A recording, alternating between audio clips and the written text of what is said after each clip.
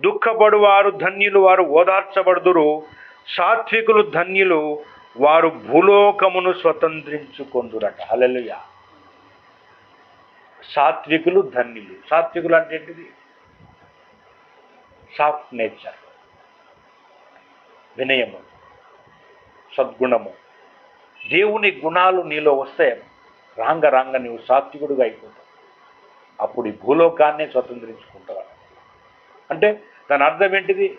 అందరి హృదయాల్లో కూడా అరే ఫలానా వ్యక్తి చాలా మంచోడండి, ఒక మంచి పేరు సంపాదించుకుంటాం, ఘనత సంపాదించుకుంటాం ఈ భూమి మీద. సాత్వికం. మోషే సాత్వికుడు. దేవుడు ఏమన్నాడు మోషేను? నా ఇల్లంతట్లో నమ్మకమైన వాడు అన్నాడు. అంటే సాత్వికం అంటే ఏంటిది అంటే ప్రతి విషయాన్ని దేవుని ముందు పెట్టేవాడే సాత్వికుడు. ప్రతి సమస్యను దేవుని ముందు పెట్టి ప్రార్థించి ఆ సమస్య నుంచి